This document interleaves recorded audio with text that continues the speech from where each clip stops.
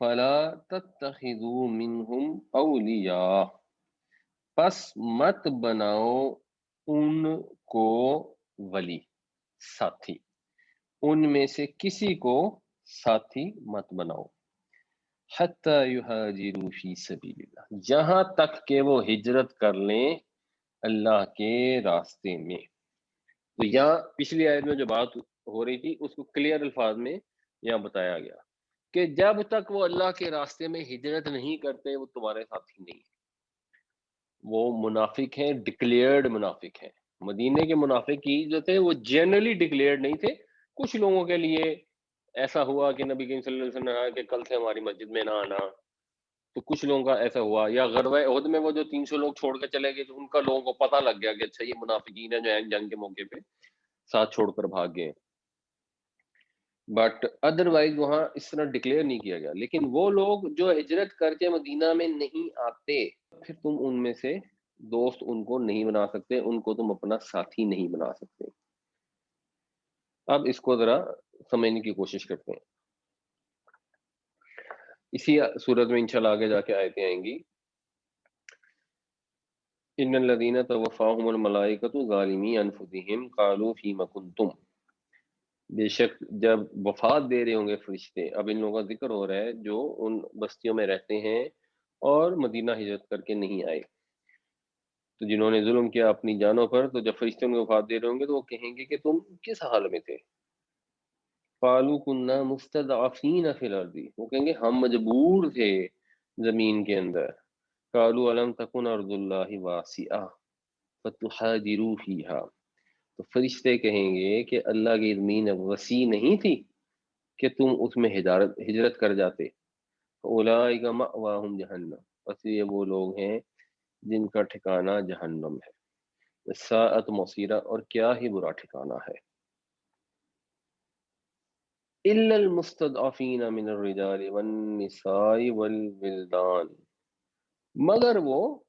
جو مجبور ہیں، یعنی جینون مجبور ہیں، مردوں عورتوں اور بچوں میں سے، لا یستطیعون حیلا، جن کو کوئی وسیلہ نہیں مل رہا، ولا یہتدون السبیلا، اور کوئی راستہ دکھائی نہیں دیتا۔ تو ایک تو یہ چیز پتہ لگی کہ جس وقت یہ حکم دے دیا گیا کہ مدینہ کی طرف ہجرت کر دو، اب کوئی شخص اگر غیر مسلم علاقے میں رہتا ہے تو اس کے لیے تو یہ ممکن نہیں ہے کہ وہ ہجرت نہ کرے۔ اگر وہ ہجرت کرے گا تو اس کو عذاب جو ہے وہ جان لیتے وقت ہی شروع ہو جائے گا، اور فرشتے اسی وقت ان سے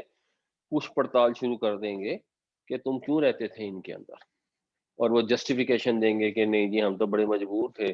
کیونکہ وہ لوگ ظلم کرتے تھے جہاں ہم رہتے تھے۔ مثال کے طور پہ اگر آج لوگ رہتے ہیں فرانس کے اندر، اور فرانس یا پورے یورپ میں اذان کی اجازت نہیں ہے، سوئٹزرلینڈ میں ذبیحے کی اجازت نہیں ہے، اب شاید فرانس میں بھی انہوں نے منع کر دیا کہ آپ ذبیحہ نہیں کر سکتے۔ آپ کو فرانس میں نقاب کرنے کی اجازت نہیں ہے، نقاب میں تو چلو ڈبیٹ ہو سکتی ہے کہ اسلام کا حکم ہے یا نہیں ہے، یعنی لازمی حکم ہے کہ نہیں ہے، حکم تو ہے بٹ وہ کرنا لازم ہے کہ نہیں ہے۔ تو اس طرح کے مسائل وہاں پہ پیدا ہو رہے ہیں۔ تو بیسیکلی جو فقہاء ہیں انہوں نے 3 حصوں میں تقسیم کیا ہے تمام غیر مسلم ملکوں کو۔ پہلی قسم ان کی ہے جہاں پہ زندگی بہت زیادہ مشکل ہے رہنے کے لحاظ سے، جہاں پہ انسان کے لیے اپنے دین پر عمل کرنا اور آگے اپنی آنے والی نسلوں کا جو دین اور ایمان ہے اس کو جو خطرات پیش ہیں ان کا سدباب کرنا ممکن نہ ہو۔ تو مذہبی آزادی نہ ہو، دین پہ قائم نہ رہ سکتے ہوں، یہ سچویشن تھی ہجرت مدینہ سے پہلے مکہ میں رہنے والوں کے لیے بھی اور باقی علاقوں میں رہنے والوں۔ تو ایسی سچویشن میں تو جائز نہیں ہے کہ مسلمان کسی غیر مسلم ملک میں رہیں۔ اچھا اگر ایسی سچویشن نہ ہو، جیسا سچویشن یہ جو ہجرت والی تھی جب فتح مکہ ہوئی، تو یہ نبی کریم صلی اللہ علیہ وسلم کی حدیث ہے کہ کوئی ہجرت نہیں بعد الفتح، کہ اب فتح ہو گئی ہے، اب ہجرت کا حکم جو ہے وہ ختم ہو گیا ہے اور جہاد کو نیت کا حکم رہ گیا ہے، تو جب تمہیں پکارا جائے تو پھر نکلو جہاد کرنے کے لیے۔ جب مکہ فتح ہو گیا تو اب ہر جگہ مسلمانوں کی اسٹرانگ ہولڈ ہو گیا، اور اب لوگوں کے لیے یہ ممکن نہیں رہا تھا کہ اگر کسی جگہ پہ نان مسلم ہیں تو وہ مسلمانوں کے اوپر ظلم کر سکے۔ تو جب وہ سچویشن ختم ہو جائے، دین پہ قائم رہنے میں پرابلم نہ ہو، تو ہجرت کا حکم ختم ہو جائے۔ اگر ایسی سچویشن واپس ہو جائے،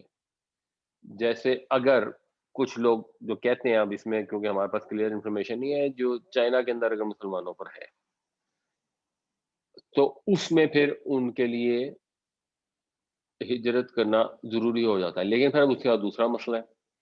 دوسرا مسئلہ ہے کہ وہ ہجرت کر کے جائیں گے کہاں؟ یعنی مسلمانوں کو جب حکم دیا گیا تو مدینہ میں قائم ہو چکی تھی ریاست، مدینہ کی ریاست قائم ہونے سے پہلے ہجرت لازمی نہیں تھی، ظلم تو شاید زیادہ ہو رہا تھا،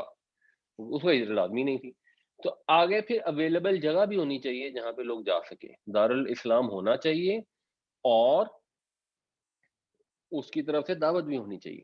یہ جب بر صغیر میں انگریزوں کی حکومت تھی اور انہوں نے جب یہ خلافت عثمانیہ کو ٹاپل کیا تو اس وقت تحریک خلافت چلی، اور اس وقت کچھ علماء نے یہ فتویٰ دیا کہ یہ انگریز کی جو حکومت ہے اب تو اس نے حد ہی کر دی ہے، اور یہ دارالحرب ہے اور یہاں سے ہجرت کرنی ضروری ہے، دارالاسلام کے لیے فرض ہے۔ تو لوگ وہاں سے اپنے گھر بار زمینیں اونے پونے بیچ کر نکلے، کافی کثیر تعداد میں لوگ، یعنی کیونکہ مسلمان تھے اتنے زیادہ، اس کا ایک آدھ پرسنٹ بھی اگر نکلے ہوں گے نا تو بہت بڑی تعداد میں، اور وہ سارے نکل کے چلے گئے افغانستان۔ جب افغانستان پہنچ گئے تو انہوں نے اپنے بارڈر بند کر لیے، انہوں نے آنے ہی نہیں دیے، تو وہ پھر بےچارے خوار ہو گئے۔ تو جب بھی دین کا حکم کوئی آیت سے لینا ہے تو اس میں اس چیز کو سمجھنا بڑا ضروری ہے کہ اس کی ساری جو پریکٹیکل امپلیکیشن ہے وہ کیا ہے، اور ہمارے دین میں جو بھی احکامات ہیں وہ پریکٹیکل امپلیکیشنز کے ساتھ ہیں۔ بالکل ایسے ہی جیسے مکہ میں جب نبی کریم صلی اللہ علیہ وسلم تشریف فرما تھے تو اس وقت ہجرت کا اس طرح حکم نہیں تھا شروع کے بہت سارے سالوں میں، کیونکہ پریکٹیکلی کوئی جگہ ہی نہیں تھی، تو یہ نہیں حکم دیا کہ جاؤ جنگلوں میں نکل جاؤ اور جنگلوں میں رہنا شروع کرو۔ تو اب یہ سچویشن پہ ڈپینڈ کرتا ہے، اور ہر انسان نے دو فیصلے کرنے ہیں۔ پہلا اس نے یہ فیصلہ کرنا ہے کہ جس جگہ وہ رہ رہا ہے کیا اسے دین پر عمل کی آزادی ہے یا نہیں۔ ہم اپنی انڈرسٹینڈنگ بتا سکتے ہیں کہ فرانس میں دین پہ عمل کرنے کی آزادی نہیں ہے تو شاید فرانس میں نہیں رہنا چاہیے، اگر کسی کے پاس آپشن ہے۔ اب یہ جو آپشن ہے یہ بھی فیصلہ اس انسان نے خود کرنا ہے کہ کیا اس کا آپشن ہے موو کرنے کی یا نہیں۔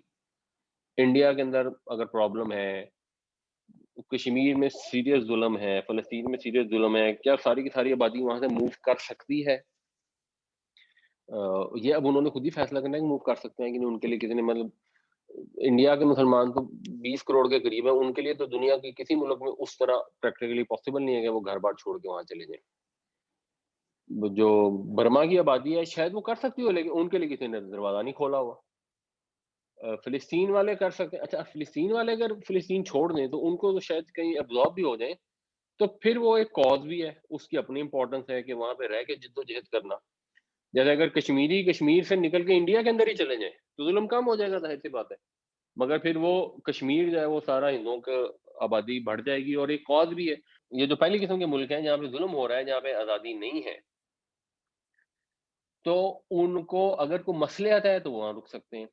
دوسری قسم ان ملکوں کی ہے جہاں دین پر عمل کرنے کی آزادی نہیں ہے لیکن کوئی جائے ہجرت ہی نہیں ہے، تو ان کے اوپر بھی ہجرت واجب نہیں ہے۔ اور تیسری قسم کے ملک وہ ہیں جہاں پر مسلمانوں کے لیے اقلیت کے طور پہ کوئی خطرہ نہیں ہے، ان کو اپنے دین پر عمل کرنے کی آزادی ہے، اور اپنی نسلوں کے بھی آگے دین اور ایمان کو تحفظ حاصل ہے۔ ہو سکتا ہے کسی کے خیال میں جو امریکہ ہے ایسا ملک ہو جہاں پہ دین کرنے میں آزادی ہے، کوئی مسئلہ نہیں ہے، اور اگلی نسلوں کو بھی پرابلم نہیں ہے۔ انگلینڈ ایسا ملک ہو، انگلینڈ میں کچھ علاقے ایسے ہیں جہاں پہ لوگ کمیونٹیز سے تو اب یہ لوگوں نے خود اپنا فیصلہ کرنا ہے۔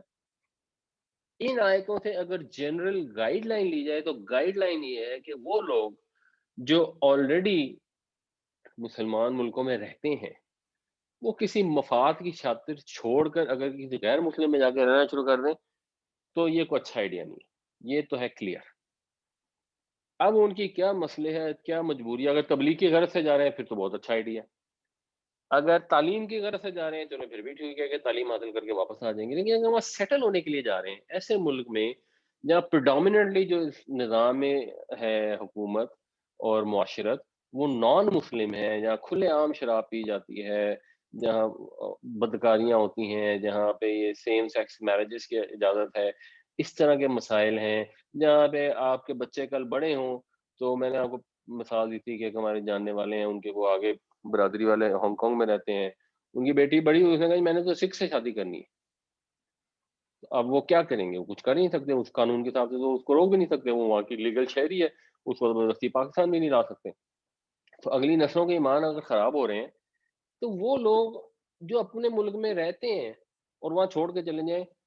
یہ لاجیکل تو نہیں لگتا۔ ان آیتوں سے گائیڈ لائن تو ڈیفینیٹلی حاصل ہوتی ہیں، پکا حکم ادھر یا ادھر اگر کوئی نہیں بھی نکال سکتا